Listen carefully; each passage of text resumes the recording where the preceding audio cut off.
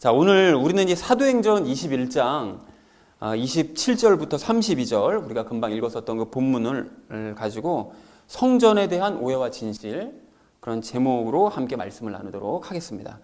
자, 우리는 지난주에 그 바울이 서원규례를 행해야 되는 그 4명의 사람들을 데리고 그 성전으로 가서 그 사람들을 도와주었던 그 이야기를 함께 살펴보았습니다. 그러면서 바울이 율법의 규례를 행하는 또 돕는 그 모습을 보면서 우리가 두 가지 이야기를 지난주에 나눴거든요. 우리 첫 번째로 나눴던 이야기가 무엇이었을까요? 그렇습니다. 율법을 지켜야 하는지부터 확인하자고 그랬죠. 그러니까 바울이 율법의 조항들을 지키고 또 그 사도행전 18장에서는 서원의 규례를 행하는 직접 행하는 그런 모습을 우리가 보면서 이게 정말 율법의 규례를 행해야 되는 것이냐라는 것이 좀 헷갈릴 수가 있는데 그것을 율법의 조항들을 지킬 필요가 없다라는 그 말씀이 분명히 있고요. 또 다른 한편으로는 율법을 폐하는 것이 아니라 도리어 굳게 세우러 오셨다. 또 성취하는 것이다. 이런 말씀도 있기 때문에 그러면 우리가 율법을 행해야 되는 것이 맞는 것이냐 아닌 것이냐 이것에 대해서 우리가 지난주에 얘기를 나눠봤었죠. 그래서 말씀을 나눈 결과 결론적으로 우리는 예수님과의 함께 살아가는 그 삶 이외에는 다른 어떤 별도로 지켜야 될 규례라는 것은 없다. 다만 우리가 배려하는 차원에서 율법의 규례들을 지켜줄 수는 있다라는 얘기를 지난주에 우리가 함께 나누고 확신을 했었죠. 그리고 또 별도로 우리가 그걸 지키려고 노력하지 않더라도 상위법을 지키고 있기 때문에 그 하위법에 해당되는 율법의 규례들은 이제 지켜지는 것이다 라는 얘기도 우리가 지난주에 함께 나눴습니다. 자, 그런가 하면 우리가 두 번째로 나눴던 이야기가 무엇이었을까요?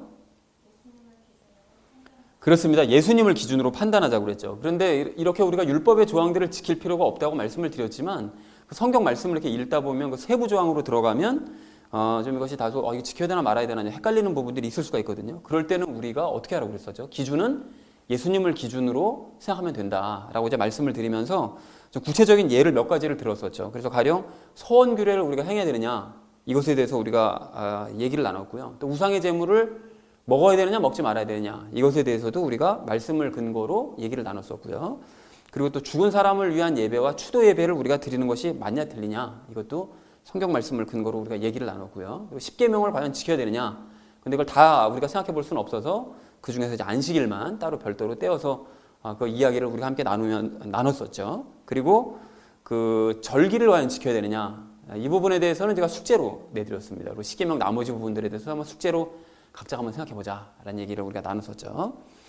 자, 그래서 사랑하는 우리 나눔 믿는 교회 성도님들 모두는 이 믿음이 연약한 사람들을 늘 생각하시고 이제 배려하시는 그런 신앙생활을 하시기 바랍니다. 그리고 율법의 규례들에 대해서 이것을 지켜야 되느냐 말아야 되느냐 우리가 판단해야 될 일이 있을 때에는 늘 예수님의 말씀과 또 예수님을 기준으로 잘 판단을 하셔서 건강한 신앙생활을 이어가는 저와 여러분 되어주시기를 다시 한번 주님의 이름으로 간절히 축원을 드립니다.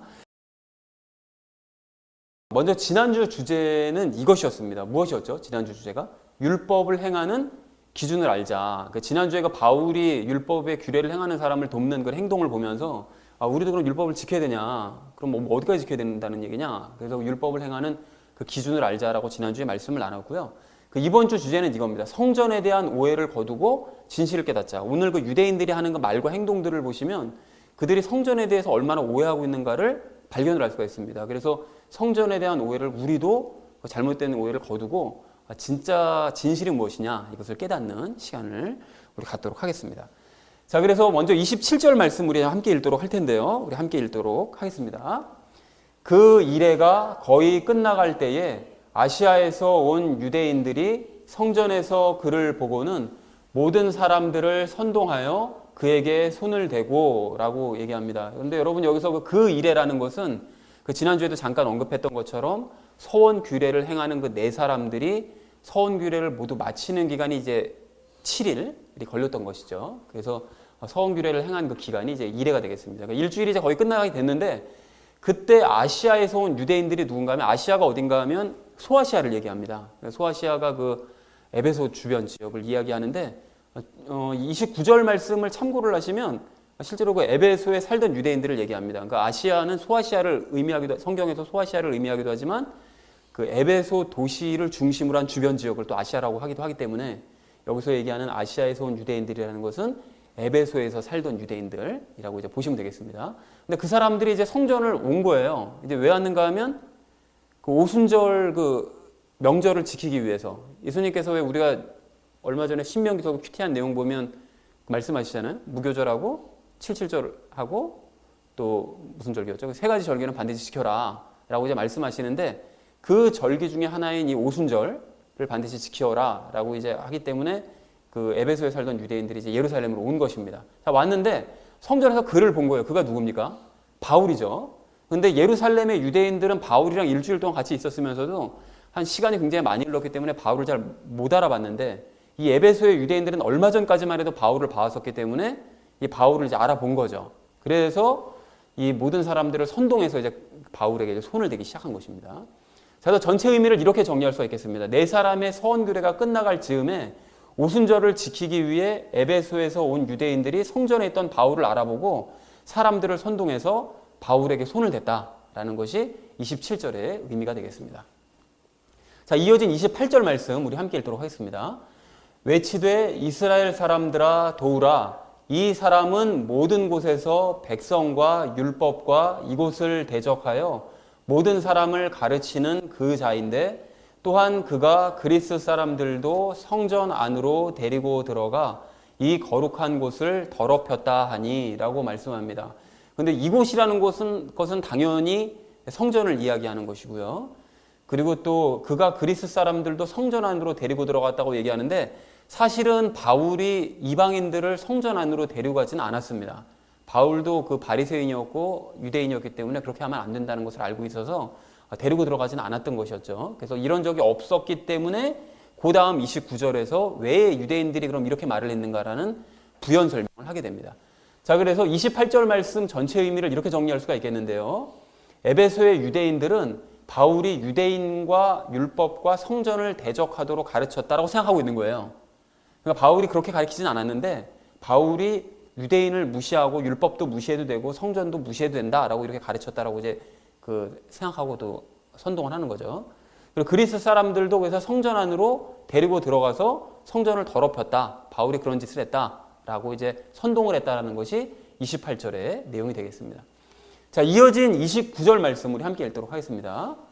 이는 그들이 전에 그 도시에서 에베소 사람 드로비모가 그와 함께 있음을 보고 바울이 그를 성전에 데리고 들어간 줄로 생각하였기 때문이더라. 그 KJV 성경을 보시면 이렇게 가끔 괄호가 이렇게 나오거든요.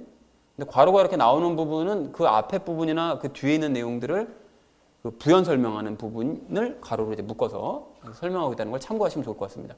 자, 그런데 여러분 여기서 그들이라는 것은 누구냐면 에베소의 그 유대인들이 이걸 목격을 했다는 거예요. 뭐를 목격을 했는가 하면 그 에베소 사람 드로비모가 바울과 함께 있는 것을 목격을 했다라는 것이죠. 그럼 드로비모가 누구냐? 그 바울의 일행 중에 한 명이었습니다. 그래서 그 사도행전 20장 4절 말씀을 보시면 그와 함께 아시아로 들어간 사람들은 베레아 사람 소바더, 데살로니가 사람 아리스다고와 세군도, 그리고 더베 사람 가이오와 디모데, 그리고 아시아 사람, 즉 여기서 그 에베소 사람 두기고와 드로비모더라 이렇게 되어 있으니까요. 이 사람들이 이제 바울과 함께 지금 이동하고 있는 그 동역자들인데 이 대부분들이 다 이방인들이죠. 근데 그 중에서 이제 드로비모가 에베소 사람이었기 때문에 에베소에 살던 유대인들이 드로비모랑 바울이 함께 다니는 걸 본 거예요. 봤으니까 그걸 봤기 때문에 그냥 그때 에베소에서 함께 다녔던 것을 봤을 뿐이었는데 이 사람들이 오해를 한 거죠. 그러니까 에베소 사람 드로비모와 늘 붙어 다니니까 바울이 붙어 다니니까 율법과 성전을 평상시에 업신여기는 이 바울이 당연히 그 드로비모도 이 성전으로 한번 데리고 들어왔을 거다. 그냥 이렇게 억지로 그냥 추측을 한 거죠. 그래가지고 드로비모도 성전 안에 데려갔을 것이라고 그냥 막연하게 추측하면서 사람들이 선동한 겁니다. 이렇게 바울이 데리고 들어왔다라고 실제로 그러지도 않았는데 그 내용이 이제 29절 내용이 되겠습니다. 자, 29절의 전체 의미는 이렇게 되겠죠. 에베소의 유대인들은 바울과 드로비모가 항상 함께 있었다는 이유만으로 바울이 드로비모를 성전으로 데리고 들어갔다고 오해했다. 그래서 사람들을 선동했다. 그러니까 이 유대인들 입장에서는 이 거룩한 곳에 이방인들을 데리고 들어갔다니까 완전히 눈이 뒤집힌 거예요. 그래가지고 그 다음 30절에서 난리가 나죠. 자, 30절 말씀 우리 함께 읽도록 하겠습니다.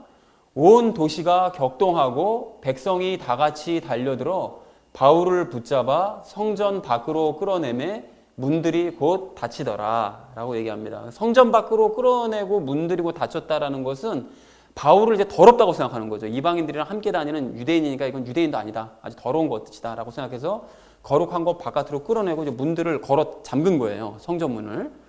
그러니까 바울은 사실 그 에베소에서도 이렇게 이방인들의 그 공격으로 목숨의 위협을 받은 적이 있었는데 유대인들에게도 똑같이 위협을 받은 거죠. 그러니까 이런 구절을 볼 때마다 참 이렇게 좀 눈물이 나요. 사실은 바울의 그 어떤 삶이 참 너무 이렇게 인간적으로 생각하면 너무 좀 이렇게 안타까워서 눈물이 납니다. 그래서 똑같이 이렇게 위협을 받는 이런 상태가 되는데요. 전체 의미를 이렇게 정리할 수가 있겠습니다. 예루살렘 온 도시가 격동하고 백성들이 달려들어 바울을 붙잡아 성전 밖으로 끌어내고 성전의 문들은 곧 닫혔다라고 정리할 수가 있겠습니다. 이어진 31절 말씀 우리 함께 읽도록 하겠습니다. 그들이 가서 그를 죽이려 할 때에 온 예루살렘이 소동 중에 있다는 소식이 군대의 총대장에게 이르매 라고 되어 있는데요. 그를 죽이려 할 때에 라고 되어 있는데 여러분 로마의 지배를 받는 나라는 로마의 허락 없이는 사람을 죽일 수가 없었습니다. 그러니까 그 이스라엘도 예외가 아니었어요. 사람을 함부로 죽이면 안 됩니다. 당연히 그 총독한테 허락을 맡았었어야 되고 또 총독한테 맡기면 총독이 죽여주는 것인데 그래서 예수님도 총독에게 맡겨서 죽이잖아요. 그랬는데 이 사람들이 지금 바울을 죽이려고 한 거예요. 그러니까 그럼에도 불구하고 지금 유대인들이 분노에 가득 차서 바울을 죽이려고 했던 것은 그만큼 치밀어 오르는 화를 참을 수가 없었다는 거죠. 그러니까 그만큼 성전을 더럽혔다는 사실을 막 참을 수가 없는 거예요, 유대인들은. 그래가지고 이제 과거에도 그 스데반 집사가 설교를 했었을 때 스데반 집사를 죽인 이유도 마지막에 스데반 집사가 설교하다가 마지막에 얘기한 게 그거거든요. 성전을 더럽히는 건 너희다.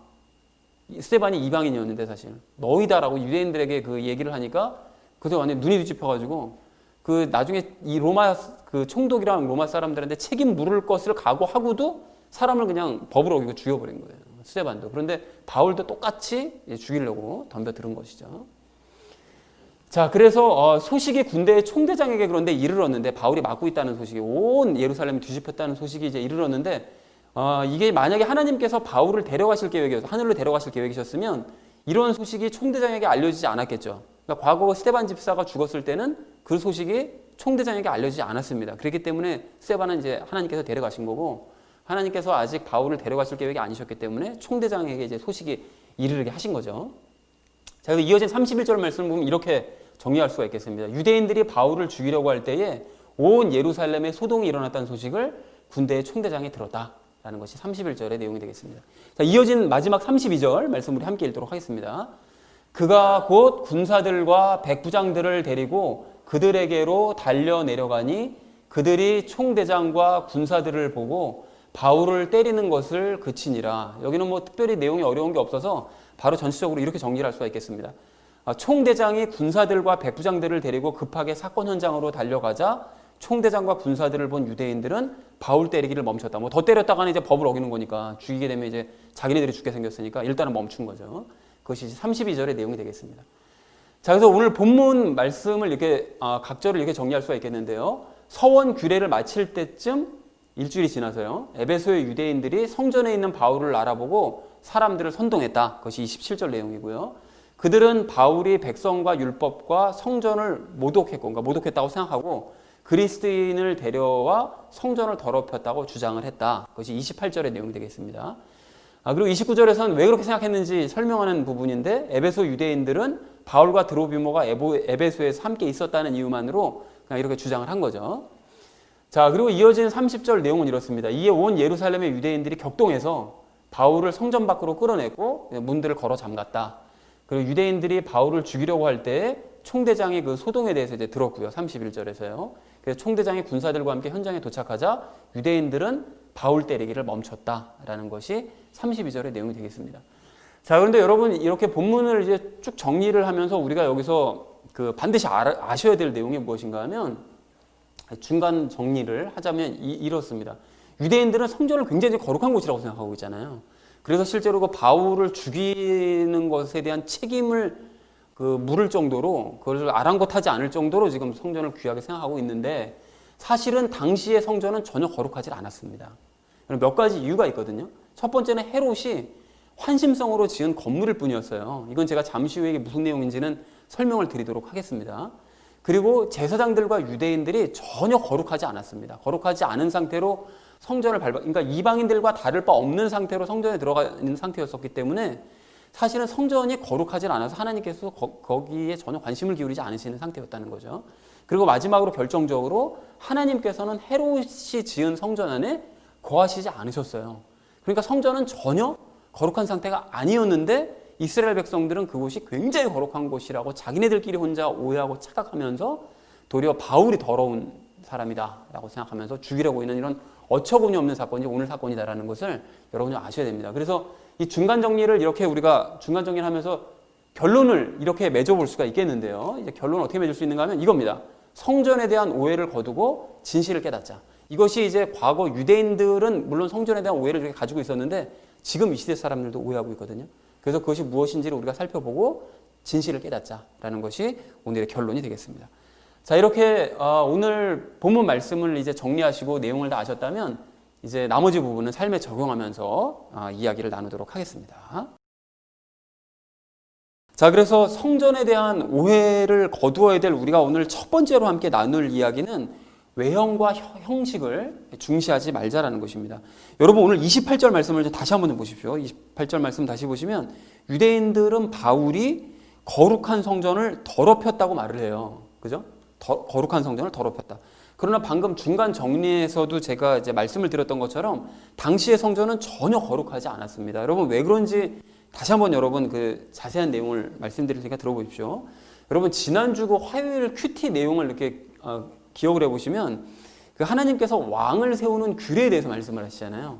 근데 왕을 세우는 규례 중에서 가장 첫 번째로 말씀하신 것이 무엇인가 하면 너희는 왕을 세울 때에 너희 형제 중에 한 명을 세워야 하지 이방인들 중에서는 절대로 왕을 세우면 안 된다라는 것이 첫 번째 조건이자 규례였습니다. 왕을 세우는 조건이요. 자, 그런데 헤롯이 유대인이었느냐? 당시 왕이었던 헤롯이 유대인이었는가 하면 유대인이 아니었죠.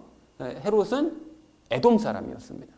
그러니까 헤롯은 당연히 이스라엘의 왕이 될 자격이 없는 사람이었어요. 그러니까 로마가 이스라엘을 지배하니까 그 지배하는 그 혼란한 틈을 타서 로마에게 아부해서 잽싸게 이스라엘로 들어와가지고 왕자리를 꿰찬 그런 인물이었습니다. 그러니까 그렇다 보니까 유대인들 입장에서는 당연히 우리 형제가 아닌 사람이 왕이 됐으니까 화가 날 거 아니겠어요? 그러니까 언제든지 폭동을 일으킬 수도 있는 그런 상황이었으므로 헤롯이 이걸 잘 알고 있었어요. 그러니까 그 유대인들의 폭동을 잠재우고 그들의 환심을 얻기 위해서 시작한 사업이 성전 건축 사업이었습니다.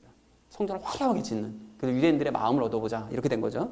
그러니까 당시 이스라엘에 있던 그 성전은 하나님께서 지어라 라고 명령하셔서 지은 그 성전이 아니라 그냥 유대인들의 마음을 얻기 위해 이방인 헤롯이 지었던 선심성 건물에 불과했다라는 것입니다. 그러니까 이 헤롯 성전은 거룩하고는 처음 애초 시작서부터 거룩하고는 거리가 멀었던 거예요. 그러니까 하나님께서 거하시지 않는 그저 화려한 건축물에 불과했었다라는 것입니다. 심지어 여러분 이 헤롯 성전을 지을 때 그 이전에 있었던 성전이 또 있었거든요. 그 이전에 그 지었던 성전이 바벨론 포로 생활을 마치고 돌아온 그 유대인 조상들이 지었던 그 스룹바벨 총독이 중심이 되어서 지었던 그 스룹바벨 성전이 있었습니다. 그런데 스룹바벨 성전은 쫄딱 망한 나라에서 정말 아무것도 없는 그런 상태에서 지은 성전이었거든요. 그래서 정말 지을 재료가 없으니까 하나님께서 뒷산에 올라가서 나무 주워다가 지어라. 초라해 보일지라도 상관없다. 성전이면 된다. 라고 말씀하셔서 지은 성전이었기 때문에 아주 초라하긴 했습니다. 그래서 과거 그 포로로 이끌려가기 전에 성전을 봤었던 그 솔로몬 성전을 봤었던 그 노인들은 그 지어진 성전과 성전 터를 바라보면서 정말 울었어요. 너무 초라하니까 막 울면서 막 마음에 들어하지 않기도 했지만 하나님께서는 난 솔로몬 성전보다 이게 더 좋다. 난 여기에 더 큰 영광이 임하게 할 수 있다. 이렇게 말씀하셨거든요. 이제 그러면 된 거 아닙니까? 하나님께서 마음에 드셨다고 하니까 된 건데 사람들 눈에 보기에는 이게 초라한 거예요. 그래서 이 유대인들에게 만약에 이 헤롯 시대의 유대인들에게 믿음이라는 게 정말 있었다면 조금이라도 믿음이라는 게 있었다면 헤롯이 스룹바벨 성전을 헐어버리고 거기다가 화려한 성전을 지으려고 했었을 때 야, 너 하나님의 명령으로 지은 이 성전을 네가 감히 허물려고 하냐? 이 결사반대했었어야 될 거 아니겠습니까? 그런데 헤롯이 그 초라한 스룹바벨 성전을 싹 허물어버리고 자기가 계획한 그 화려한 성전을 유대인 백성들에게 그 계획을 보여주면서 그것을 짓도록 내버려 두었다라는 것은 결국 무슨 뜻이냐? 그게 무슨 뜻일까요? 이 유대인들이 비록 초라했지만 하나님의 명령으로 지어진 그 진짜 스룹바벨 성전보다는 믿음 없는 인간 헤롯이 짓는 그 화려한 성전이 유대인들 마음에 훨씬 들었다라는 그런 증거인 거죠. 그러니까 아무 소리도 안 한 거예요. 이게 너무 한심한 모습인 거죠.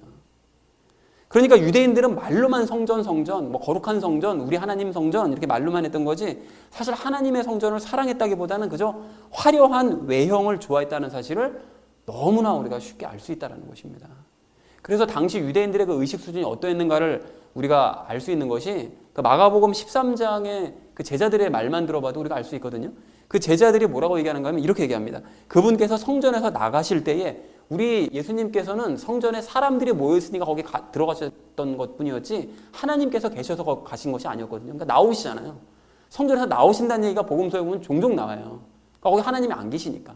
그래서 그분께서 성전에서 나가실 때 그분의 제자들 중에 하나가 그분께 이르되 선생님이여 보소서 여기 돌들이 어떠하며 건물들이 어떠하니까 하며 그러니까 성전의 외형이 얼마나 화려하고 이게 멋있냐라고 감격을 하면서 예수님께 공감까지 구하더라는 거예요. 그러니까 예수님께서 이렇게 대답하시거든요. 예수님께서 응답하여 그에게 이르시되 네가 이 큰 건물들을 보느냐? 돌 하나도 다른 돌 위에 남지 아니하고 다 무너지리라 하시니라. 그러니까 너희는 이 건물의 크고 화려한 외형만 도대체 눈에 보이니? 헤롯이 지은 이 껍데기 건물 이것만 이 화려한 것만 눈에 보이는 거야. 그런데 이 무가치한 건물 하나님께서 계시지도 않고 그냥 화려하기만 한 이 무가치한 건물은 다 무너지고 말 거야 라고 말씀하시더라는 것입니다. 자, 그런데 이렇게 이제 외형을 중시하고 화려함을 좋아했던 이 유대인들의 모습이 지금 그리스도인들에게서도 그대로 우리가 볼 수가 있는데요. 그 하나님께서는 뒷산에서 주워온 나무처럼 정말 보잘것없는 우리의 삶을 가지고 우리의 삶을 재료로 사용해서 성전된 너희 자신을 갖고 가라. 너희 자신을 세워가라. 이렇게 말씀하시는데도 이 땅의 대다수의 그 교회 다니는 교인들은 진짜 왕이신 하나님께서 그렇게 원하시고 명령하시는 내 삶의 성전, 진짜 성전이라고 말씀하시는 그 내 삶의 성전을 전혀 마음에 들어하지 않고요. 가짜 왕인 헤롯이 지은 것과 같은 그냥 크고 화려한 건물 예배당을 그냥 진짜 성전이라고 생각을 하면서 일주일에 한 번 그곳에 들어가 있는 것을 정말 기뻐하고 행복해 하더라는 것입니다. 헤롯 성전 들어가는 것을 더 기뻐하고 행복했던 그 유대인들처럼 그냥 화려한 예배당, 지어놓은 아주 그냥 몇천 평짜리 예배당 그 안에 들어가서 일주일에 한 번 들어갔다 나오는 게 그게 너무 행복하고 기쁜 거예요. 내 삶의 성전 세우는 것보다. 그래서 우리 교회가 주장하는 것처럼 그런 거 언젠가 다 무너질 그 사람이 만든 건물 같은 거 신경 쓰지 말고 아무리 화려해 보여도 그런 거 신경 쓰지 말고 자기 자신을 성전으로서 더욱 잘 세워가라. 그래야만 한다라고 강조를 해도 대부분의 사람들은 외형만 자꾸 신경 쓰면서 사람이 만든 화려한 예배당에만 눈이 돌아가서 우리 교회 같은 데 왔다가 그냥 가버리는 사람들도 참 많아요. 시시하거든요. 이게 무슨 예배당이야. 이거 아무것도 아니네. 그냥 사람 집 같은 애 뭐. 그냥 이렇게 하면서 가버리는 사람 많더라는 것입니다. 그런데 그렇게 유대인들처럼 육적인 눈만 가지고 외형과 형식만 기뻐하면서 화려함만 좇는 사람들은 우리도 그런 사람들을 형제자매라고 전혀 생각하지 않습니다. 사랑하는 우리 나눔 있는 교회 성도님들 모두는 비록 초라해 보일지라도 자신의 삶을 재료로 하나님의 성전을 더욱 굳건하게 세우고 갖고 가시기 바랍니다. 또한 하나님의 성전된 서로를 존중하시고 또 영안이 열린 사람들 눈에만 보이는 하나님의 영광이 가득한 이 예배당에서 더욱 기쁘게 신앙생활하는 저와 여러분 되어지시기를 주님의 이름으로 간절히 축원을 드립니다. 자, 성전에 대한 오해를 거두어야 될 우리가 오늘 두 번째로 함께 나눌 이야기는 하나님을 장소에 가두지 말자는 것입니다. 여러분, 성막과 성전이 세워진 이후로 이 유대인들은 하나님께서 성전에 계신다고 생각했습니다. 물론 그 사람들은 하나님이 이제 하늘에 계신다라고 이제 생각을 하긴 했었지만 그 하나님의 눈이 늘 성전에 고정돼 있다. 하나님의 마음은 늘 성전에만 가 있다. 이제 이렇게 생각을 하고 있었습니다. 그런데 그 사람들이 그렇게 생각을 했던 이유는 성전을 건축한 이후에 솔로몬이 이제 기도했던 그 기도 내용 때문이기도 했는데요. 그 솔로몬이 뭐라고 기도했는가 하면 항상 하나님의 눈과 마음이 이 성전 위에 머물러 계시기를 원합니다. 이렇게 기도했기 때문에 그렇게 생각을 하고 있었던 거예요. 그런데 오늘 댁에 가셔서 그 솔로몬이 그 기도했던 열왕기상 8장의 내용을 자세하게 여러분 한번 읽어보십시오. 읽어보시면 솔로몬은 무작정 하나님께서 그 하나님의 눈과 마음이 이 성전에 계시기 원한다고 얘기한 것이 아니라 백성들이 이 모양 저 모양으로 죄를 짓고 잘못했다가 회개하고 돌이켜서 기도를 할 때 그때 눈과 마음을 이 성전 위에 두셔서 그 기도에 응답해 달라고 기도했다는 사실을 발견하실 수가 있습니다. 자, 그러므로 그 말을 거꾸로 생각하면 이스라엘 백성들이 죄를 짓고도 그걸 깨닫지도 못하고 돌이키지도 않는다면 하나님께서는 성전에 마음을 두시거나 눈을 두실 리가 없다는 뜻이 되는 거죠. 그죠? 그렇게 또 바랄 수도 없죠. 뭐 죄 실컷 지어놓고 뭐 하나님께서 항상 여기 마음은 여기 함께 하신다 이렇게 할 수는 없는 거잖아요.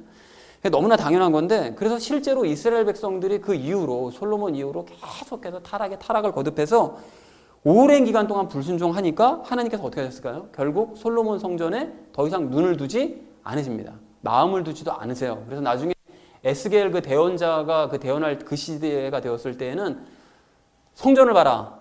성전 안에서 모든 장로들과 지도자들이 얼마나 불법한 폐역을 저지르고 우상을 숭배하는지를 봐라. 라고 도리어 질타를 하십니다. 그러니까 더 이상 거기에 눈을 두지 않으시는 거예요. 그래서 바빌론이 쳐들어와서 성전을 파괴하고 수많은 보물들을 다 훔쳐갈 때도 우리 하나님 눈 하나 깜짝하지 않으셨어요. 그까짓 거 뭐 다 훔쳐가라 그래. 저거 뭐 내 것도 아닌데 뭐. 이렇게 생각하시는 거죠. 전혀 마음에 두지 않으시더라는 거예요. 그런데 그럼에도 불구하고 유대인들이 정신을 차리지 못하니까 어떻게 하시죠? 하나님께서는 건물 성전을 완전히 떠나셔서 예수님 안으로 거처를 옮기셨고 그 상태로 이스라엘 백성들 앞에 나타나셔서 움직이는 성전으로 다니신 거예요. 그러면서 예수님이 성전이라는 사실을 말씀하시고 또한 보여주셨습니다. 증거를. 그래서 어떻게 하시죠? 예수님께서도 이 성전 헐어버려라 말씀하시잖아요. 내가 3일 만에 다시 이렇게 세우리라. 그게 바로 나다. 라는 걸 말씀하시고 성전이시라는 증거를 수없이 보여주시는데 유대인들은 그 말씀에 전혀 동의를 못할 뿐만이 아니라 거부하는 거죠. 그리고 저 가짜 메시아라는 거죠. 그렇게 해놓고 오직 하나님은 건물 성전에 계시고 여전히 하나님께서는 이 건물에만 눈을 두신다라고 생각을 했습니다. 그러나 여러분 상식적으로 한번 생각해 보십시오. 하나님께서 명령하셔서 지었던 그 솔로몬 성전과 스룹바벨 성전에도 눈을 거두신 하나님께서 가짜 왕 헤롯이 지은 그 껍데기 건물에 눈과 마음을 두신다는 것이 이게 말이 될 리가 없지 않겠습니까? 당연히 말이 안 된다는 얘기인 거죠. 그런데 여러분 이건 지금도 마찬가지인데요. 많은 교인들이 하나님께서는 교회 건물 안에 계신다라고 생각을 합니다. 그런데 이런 생각이 정말로 이게 심각하고 위험한 것은 유대인들은 하나님이 사람과 연합한다는 사실을 아예 인정하지 못하니까 그러니까 하나님이 건물 안에만 계신다라고 생각할 수 있었다 치더라도 그리스도인들은 예수님이 자기 안에 계신다는 사실을 안대요. 안다고 말을 하면서도 하나님이 건물 안에 계신다고 생각하기 때문에 이게 문제가 심각한 것입니다. 그러니까 그들은 말과 생각이 따로 노는 것이고 예수님이 자기 안에 계신다는 고백도 사실은 그 믿음의 고백이 아니라 그냥 습관에 따른 고백이다라는 사실을 우리가 알 수 있다는 것입니다. 그리고 그 사람들은 하나님께서 건물 안에 계신다고 생각하기 때문에 이러한 코로나 사태에도 건물로 자꾸 모이려고 그러는 거예요. 그러니까 예배당 건물로 와야만 하나님을 만날 수 있다고 생각을 하기 때문에 자기들 입장에서 정말 진지하게 대면 예배를 행할 수밖에 없는 거예요. 왜냐하면 건물로 예배당으로 와야만 하나님을 만나니까. 집에 있으면 하나님 못 만나니까. 그렇게 해서 자꾸 대면 예배 행하고 모이지 말라고 그래도 자꾸 모이는 것입니다. 물론 그리스도인들이 모이기에 힘써야 되는 것은 맞지만 하나님께서 예배당 건물 안에 계시기 때문에 모이기에 힘써야 된다. 이렇게 생각한다면 그건 정말 진짜로 심각한 문제이고 그런 사람은 그리스도인으로서 자격이 없다는 것을 그들은 깨달아야만 한다는 것입니다. 여러분 왜 그런 것인지 여러분 제가 이유를 설명드릴 건데요. 여러분 요한복음 4장 말씀을 보시면 예수님께서 그 사마리아 여인을 만나셨을 때 그 사마리아 여인의 질문이 뭐였죠? 자기 사마리아 사람들은 그리심산에서 예배드리는 것이 진짜 예배라고 생각하고 또 유대인들은 예루살렘에서 예배를 드려야 이게 진짜 예배라고 주장을 하는데 그럼 어디서 예배를 드려야 이게 진짜 예배입니까? 이렇게 여쭸을 때 예수님께서 뭐라고 대답하셨습니까? 뭐라고 대답하셨는가 하면 이곳에서도 말고 저곳에서도 말고 너희가 아버지께 예배드리는 때가 중요하다. 때. 이걸 말씀하시더라는 것입니다. 그러니까 즉 장소가 중요한 것이 아니라 삼위일체 하나님과 대면해서 대화를 나누고 그리고 하나님을 높여드리는 그때가 바로 진짜 예배의 때다. 그게 바로 진짜 예배다. 이렇게 말씀하시더라는 것입니다. 자, 그러니까 하나님이 여기 계신다면서 건물 안에 계신다면서 장소인 예배당을 중요하게 여기고 그래서 사람들끼리 대면하여서 드리는 예배만 소중하게 생각하는 사람들은 사마리아 사람들처럼 자기들이 무엇을 예배하고 있는지도 모르는 채 가짜 하나님을 예배하고 있는 건 거예요. 지금 하나님이 어디 계신지도 몰라요. 그리고 뭘 어떻게 예배드리는지도 모르는 거죠. 사마리아 사람들이랑 똑같은 거예요, 상태가. 그런데 진짜 그리스도인들은 사람들이 아닌 하나님을 대면하고, 사람 대면하는 게 아니죠. 하나님을 대면하는 예배를 드리고 예배당 장소가 아닌 영과 진리 안에서 예배드리는 때를 중요하게 생각하는 사람들이라는 것입니다. 너무나 중요한 얘기인 거죠. 그러므로 여러분 분명히 기억하시기 바랍니다. 우리 하나님께서는 컴컴한 예배당 장소에 갇혀서 일주일 동안 사람들이 와주기만을 막 목을 빼고 노심초사 기다리시는 그런 초라한 분이 아니세요. 하나님의 예배당 건물 안에 계시기 때문에 예배당 와서 예배를 드려야만 예배를 받아주신다, 이런 얘기는 새빨간 거짓말입니다. 그거는 사마리아 사람들 수준밖에 안 되는 주장이라는 거예요. 진실은 성전된 성도들이 함께 예배당에 모일 때, 그때 하나님께서 성전들이 모인 그 장소에 함께 임하여 주시는 것입니다. 이게 진실이라는 거예요. 너무 중요한 얘기입니다. 다시 한번 말씀드릴까요? 진실은 성전된 성도들이 함께 예배당에 모일 때 하나님께서 성전들이 모인 그 장소에 함께 거하시는 것이라는 거죠. 하나님을 장소에 갇힌 분으로 만들어버리는 그런 사람들은 예배당 건축에나 목숨을 거는 목사들과 그를 따르는 사람들이라는 것입니다. 그리고 그런 가짜 교리와 가짜 하나님을 전파하는 그들은 그에 따르는 책임을 지게 될 것입니다.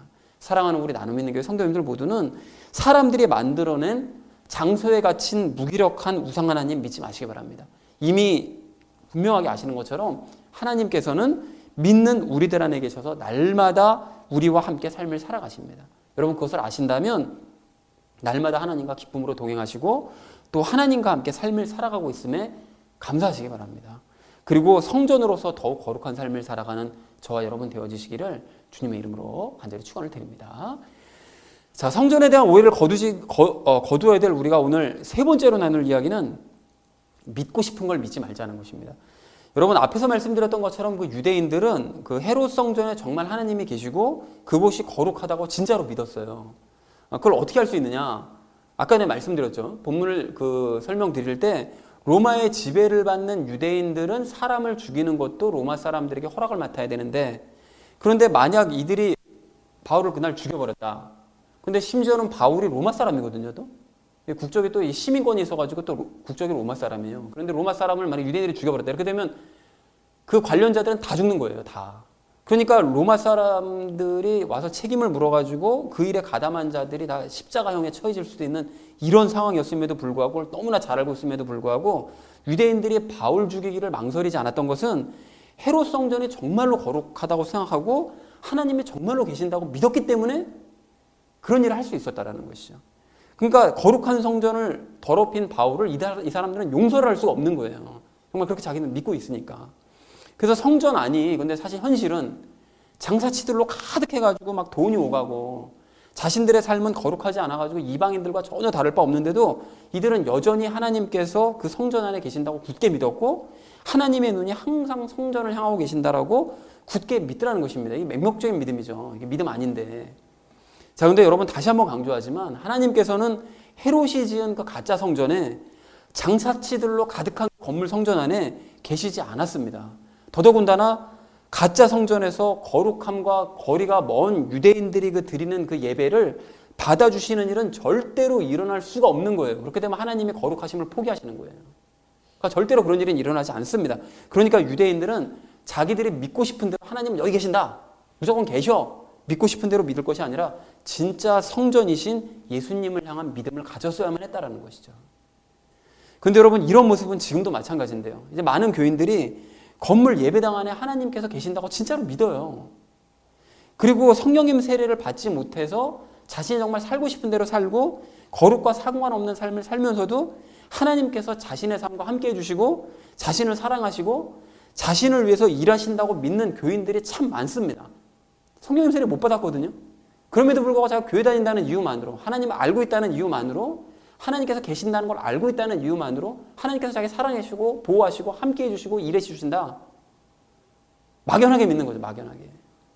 그런데 자신들이 지은 죄를 깨닫지도 못하고 돌이키지도 않았던 유대인들과 하나님께서 함께 해주지 않으셨잖아요.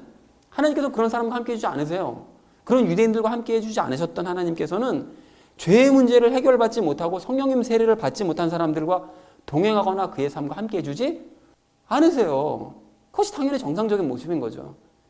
유대인들이 뭐 가짜 성전이든 말든 뭐 성전이 뭐 장사치들로 가득하든지 말든지 뭐 자신의 삶이 불결하든지 말든지 그런 거 전혀 신경도 쓰지 않은 채 그냥 무조건 하나님은 우리 편이다. 무조건 우리들과 함께 해주신다. 무조건 우리들을 위해서 일해 주신다. 이렇게 믿는 것이 완전히 잘못된 믿음이었던 것처럼 예수님과 연합하지 않은 그런 가짜 성전인 몸을 가지고서 죄로 가득한 자신의 삶은 전혀 신경도 쓰지 않은 채 예수님은 무조건 내 편이다. 무조건 내 삶에 관심을 가져주신다. 무조건 나를 위해 일해주신다. 이렇게 믿는 것은 당연히 말도 되지 않는 잘못된 믿음이라는 것입니다. 그런 일은 일어나지 않습니다. 그건 자기 혼자만의 믿음이라는 거예요. 왜 예수님께서 당신과 연합하지도 않은 죄로 가득한 그 사람의 편을 들어주시고 관심 가져주시고 그 사람을 위해서 일을 해주셔야 되느냐는 것이죠. 그런 일은 일어나지 않는다는 것입니다. 그렇기 때문에 이 시대의 많은 교인들은 믿고 싶은 대로 믿었던 유대인들과 전혀 다를 바 없는 상태라는 것이죠. 그래서 사랑하는 우리 나눔 믿는 교회 성도님들 모두는 성령님 세례를 받으셨는 줄로 믿습니다. 여러분 받으셨다면 예수님께서는 우리 편이시고 우리 삶에 관심 가져주시고 우리를 위해 일해 주시는 것이 맞아요.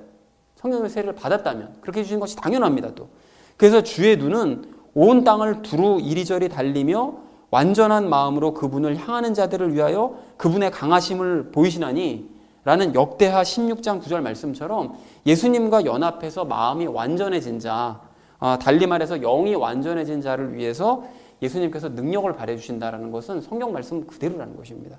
그래서 우리 각자의 삶, 매일의 삶을 여러분 돌아보시면 예수님께서 나를 위해 일해 주셨다라는 수없이 많은 증거들을 보고 계시잖아요. 그걸 보이신다면 당연히 성령님 세례 받은 것이 맞다라는 것이죠. 그렇다면 유대인들처럼 믿고 싶은 것을 믿는 자가 아니라 더더욱 예수님께서 내 삶의 주인이라는 사실을 믿으시고 예수님을 섬기며 살아가는 우리 모두가 되어지기를 소망을 합니다. 그래야 모든 것을 책임져 주시는 예수님을 더욱 찬양하고 예수님과 더욱 기쁨으로 동행하는 여러분 되어주시기를 주님의 이름으로 간절히 축원을 드립니다. 자, 성전에 대한 오해를 거두어야 될 우리가 오늘 마지막 네 번째로 함께 나눌 이야기는 과거의 영광에 매이지 말고 거룩한 삶을 살자라는 것입니다. 여러분 오늘 본문의 유대인들과 또 이전의 유대인들이 그 성전에 대해서 그 자부심을 가지는 데는 이유가 있었는데요. 굉장한 자부심을 가지고 있잖아요. 그래서 막 저런 더러운 이방인들, 뭐 이방인들과 한패가 된 바울 이런 것들은 절대로 성전에 들어올 수 없고 문까지 막 걸어 잠그고 막 이러잖아요. 이런 자부심을 갖는 데는 이유가 있는데요. 과거의 성막과 성전은 실제로 거룩했었고 하나님께서 정말로 거하셨었고 하나님의 영광이 드러나는 장소였기 때문입니다. 그리고 그럴 수 있었던 것은 성전이 정말 그럴 수 있었던 것은 모세가 또 여호수아가 다윗이 스룹바벨이 각 시대마다 하나님 앞에 바르게 섰었기 때문에 그렇게 하나님께서 성전 안에 거하실 수가 있었다라는 것이죠. 그러니까 오늘 본문의 유대인들이 성전을 막 자랑하고 자부심을 가지고 했던 이유를 가만히 생각해 보면 당시가 아니라 과거가 거룩했었기 때문에 이 사람들이 지금 자부심을 갖는 거고 또 당시에 사람들이 잘했기 때문에 자부심을 갖는 게 아니라 과거의 자기 조상들, 그 인물들이 잘했기 때문에 자부심을 갖는 것이라는 사실을 알 수가 있다는 거죠. 그러니까 다시 말해서 유대인들은 과거의 영광이나 자랑하고 또 남이 잘한 것이나 자랑하는 것일 뿐 당시의 자신들로서는 자랑할 것이 아무것도 없는데도 쓸데없이 성전에 대한 자부심만 가지고서 바울이 그 자랑스러운 성전을 더럽혔다라고 막 괴로워하고 막 착각을 하더라는 것입니다. 그런데 여러분 이건 역시 지금 이 시대도 마찬가지인데요. 많은 교인들이 그 기독교에 대한 자부심을 가지고 있어요. 교회에 대한 자부심 가지고 있거든요. 그런데 그들이 자부심을 가지고 있는 이유를 궁극적으로 생각을 해보면 120년 전에 한국에서 활동하신 그 성령님의 그 역사 때문에 그때의 그 부흥의 역사 때문에 그리고 그 당시에 활동했었던 유명한 목사들 그리고 그 당시에 놀라운 희생을 했었던 그 수많은 사람들 때문에 자부심을 갖는다는 사실을 알 수가 있어요. 뭐 7, 80년대도 한국교회가 부흥을 하긴 했었었는데 그때 부흥했었던 것은 사실 숫자 부흥일 뿐이었습니다. 숫자를만 많이 늘어났던 것일 뿐이지 사실은 그때부터 완전히 잘못된 길로 접어들기 시작했던 것이었거든요. 그런데 여기서도 우리가 분명히 깨달아야 되는 것은 그때는 과거일 뿐이고 그것은 남들이 수고한 얘기일 뿐이라는 거예요. 자기가 수고한 게 아니잖아요. 그리고 자기 이 시대가 지금 그 거룩한 시대가 아닌 거잖아요. 그리고 많은 교인들이 그때를 그리워하고 부러워한다는 것은 지금은 그렇지 않다라는 반증 아닙니까? 그러니까 아닌 게 아니라 개신교는 그때에 비해서 정말로 퇴보했어요. 그러니까 퇴보 정도가 아니고 그냥 완전히 다른 종교가 되어버렸다고 해도 과언이 아닙니다. 그래서 2000년 전에 유대인들이 지금 뭐 성전 안에서 장사했다는 거 가지고 욕먹잖아요. 그런데 지금 교인들은 성전이 아닌 곳을 성전이라고 주장하면서 그 안에서 장사를 막 할 뿐만이 아니라 교회에서 성추행도 일어나고 심지어 성폭행도 일어나고 사기 사건도 일어나고 몸싸움도 일어나고 편가르기까지 해요. 그래서 도리어 이단들이 자기들이 정통이라고 주장하는 이런 어처구니 없는 일까지 일어나고 있는 게 지금 이 시대 교회에서 일어나고 있는 일들입니다. 그래서 불신자들이 도리어 교회를 걱정하고 염려하는 상태가 되었는데도 교인들은 여전히 과거의 영광, 남들이 한 수고, 그것에 대한 헛된 자부심만 가지고 유대인들이랑 똑같은 거죠. 그것에 헛된 자부심만 가진 채 여전히 교회에서 장사하고 건물과 부동산을 사들이는 일에만 관심을 가지고 그러한 건물에 하나님 계신다고 떠벌리고 다닌다는 것입니다. 하나님께서는 과거가 아닌 현재에 남이 아닌 나에 대해 관심을 가지시는데 예수님과 연합하지도 않은 사람들이 과거와 남의 수고에 대한 그 자부심만 가지고서 거룩을 말하면서 불신자들을 손가락질하니 이건 정말 속아 웃을 일이라는 것입니다. 여러분 개인의 경우도 이게 마찬가지인데요. 과거 자기가 신앙 좋았다는 얘기 아무리 하면 뭐합니까? 자기가 아는 사람 신앙이 내가 내 동생, 내 형, 뭐 내가 아는 무슨 뭐 삼촌, 뭐 우리 집에 뭐 누구, 뭐 아버지 뭐 대단하다는 얘기 아무리 하면 뭐합니까? 중요한 건 현재의 자기 아닙니까? 현재 자기. 과거에 신앙 좋았는데 지금은 그렇지 않다면 그 신앙 좋아진 게 아니라 그 믿음 퇴보했다는 얘기잖아요.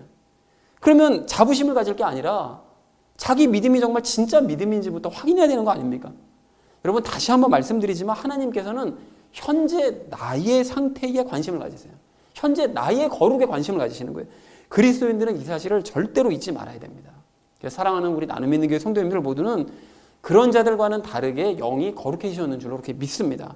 비록 우리의 혼과 육신이 아직 죄의 영향을 받아서 거룩한 모습이 덜 나타나고 있긴 하지만 우리는 예수님과 연합함으로 말미암아 영과 마음이 거룩하게 되었는 줄로 믿습니다. 그러나 여러분 그것으로 만족하시면 안 돼요.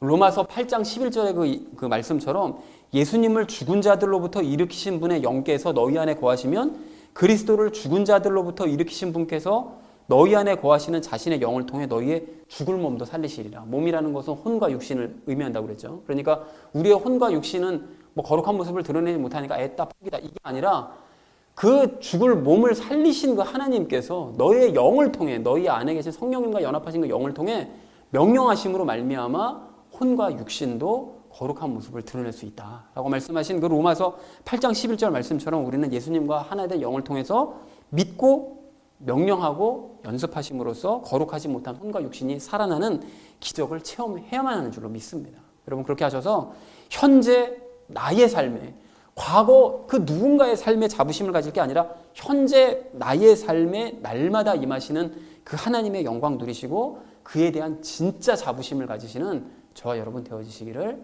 주님의 이름으로 간절히 축원을 드립니다. 자, 이제 말씀을 정리합니다. 유대인들은 헤롯을 싫어하면서도 또 거룩과 거리가 먼 삶을 살면서도 헤롯 성전을 거룩하다고 생각을 하고 있었습니다. 어처구니 없는 믿음을 갖고 있었던 거죠. 그래서 껍데기 형식만 남은 그들의 신앙을 지금 이 시대와 비교하면서 우리는 오늘 성전과 관련해서 4가지 이야기 나눴습니다. 그 외형과 형식을 중시하지 말자. 하나님을 장소에 가두지 말자. 그리고 믿고 싶은 걸 믿지 말자. 그리고 과거의 영광에 매이지 말고 현재 거룩한 삶을 살아가자. 4가지 이야기 나눴죠. 그래서 사랑하는 우리 나눔 있는 교회 성도님들 모두는 하나님의 성전이 되었다는 이 진리를 꼭 붙드시기 바랍니다. 여러분 그렇게 하셔서 유대인들과 같은 헛된 신앙 버리시고 예수님의 영광을 누리며 살아가는 저와 여러분 되어주시기를 주님의 이름으로 간절히 축원을 드립니다. 우리 함께 기도하겠습니다.